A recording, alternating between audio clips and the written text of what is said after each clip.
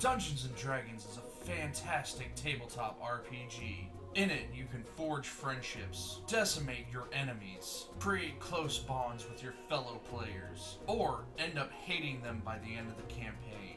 This is usually because they were Okay, let's get back on topic. Welcome to the wonderful world of Weaver, and today I'm starting a new series called D&D Discussions. In this series, I'll be going over different topics per video and giving you my views and opinions on said topic. And I encourage anyone watching to comment below about the topic of the month. But please keep it cordial and don't be a Why does that keep happening? Anyways, today we're going to be talking about the most basic of classes. Yes, that's right, you guessed it, the fighter. But everyone out there, don't be too harsh with this class. It's basic, yes, but it's so good at what it does. And it's by far the best class for any beginner. Why is that, you ask? Well, the fighter can use any armor type and shield, allowing your fighter to be the tankiest of tanks. As well, they can pick up any simple and martial weapon. Psst!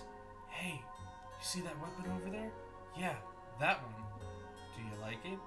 Of course you do. Do you prefer stabbing people?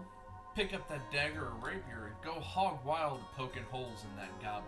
Prefer chopping your enemies to bits? Pick up that axe and go ham on some kobolds. Do you prefer big, two-handed weapons because you're Alright, I get it, jeez! Well, pick up that great sword and drop the base on them gnolls. Want to be a better ranger? Then grab that bow, knock that arrow, and pierce that ogre. Outside of magic, with its affinity for weapons, the fighter can be anything you want it to be. Health is rarely an issue unless fighting something bigger and meaner than you are. The fighter starts out with 1d10 hit dice and gets an additional per fighter level, and 10 plus the player's constitution modifier. That's a lot of hit points, and even a hobgoblin would be hard-pressed to defeat you going forward. Now, unless you're planning on being a ranged fighter and using a bow the whole time, strength and constitution should always be where your high point rolls go when creating a fighter. Why is that though? Ha! That's a silly question. Oh, I actually need to answer that, don't I? Well, consider what I said before. Constitution adds to your overall hit points, strength adds power to your strikes, but most importantly, saving throws. Those sweet, delicious saving throws. Whenever, wherever, or whyever your DM calls for one, the fighter's saving throws are in Constitution and Strength, meaning those modifiers are very important. Now here's something I really like when it comes to the fighter. Their fighting styles, or as I like to call them, their art of killing things. You get to choose from one of 6 fighting styles in the player handbook, with 2 additional ones added in Unearthed Arcana, Light, Dark, and Underdark, and a 9th added with Unearthed Arcana, Waterborne Adventures. Archery allows you to shoot your enemies harder, giggity. Defense allows you better AC, in this case it's just +1, but that 1 could mean the difference between the arrow missing you or completely taking your eye out. Dueling allows you to hit harder when you're only using one-handed weapon. Greater weapon fighting means you're Really? It was just a bad joke, dang.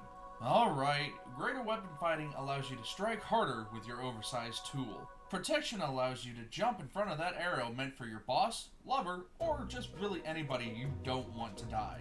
And 2 weapon fighting, allowing you to add modifiers to both of your attacks when you're using 2 one-handed weapons. So, swing to your heart's content. In Unearthed Arcana, Light, Dark, and Underdark. I wonder why they call it Underdark. I mean, it's already dark. Underworld would be a better name since it's, under our world. But anyways, this gives the fighter 2 more fighting styles to work with. Close quarter shooter is for when somebody gets too close for comfort while pegging enemies from across the map. Oh, and you see that guy 30 feet away hiding like a little bitch? Why are you doing this to me? I just want to say... Nope. Not doing it. Not having it done again in this video. Anyway, you can poke a hole in them as long as they aren't any more than 3/4 covered. Friggin' ridiculous. That's right. So, then there's Tunnel Fighter. Take a stance, and anyone trying to get around you is gonna get smacked like a... you get an opportunity attack. That's a bonus, okay? Are you happy now? I didn't do anything this time. Okay, now you're just messing with me. Back to the topic at hand. And the last but certainly not least fighting style for the fighter is the Mariner. This comes from Unearthed Arcana Waterborne Adventures. If you like to swim or climb in your armor, if you like to move at your normal speed while doing so, if you absolutely hate heavy armor and shields, and love being on the open seas, the Mariner is the fighting style for you. This increases your movement speed while you're in water or climbing to that of your normal speed, as long as you're not in heavy armor and you don't have a shield. So, two-handed weapons and dual wielding is perfect for this. Had this been an option when I played my fighter, I definitely would have taken Mariner, because his background was, of course, a ship's captain that was looking to restore his crew. At first level, you get to choose which of these you want, and you get another nifty little ability too. Second Wind. Fighters are always in the thick of battle during encounters. Sometimes the healer just can't get to them. Sometimes they're about to go down and be useless. But then, they do the weed thing, and they have a little flashback. Monologue to themselves why they're here, why they can't go down yet, and with a burst of pure will, they stand back up and continue to fight. Yep, Second Wind is an anime trope. Giving the fighter back hit points so that they can stand back up and beat you down. I'm gonna get flogged for this. But I digress. At second level, fighters get a pretty interesting ability. Mustering up your martial prowess, you can push beyond your limits. On top of taking an action and a bonus action, you can take yet another action.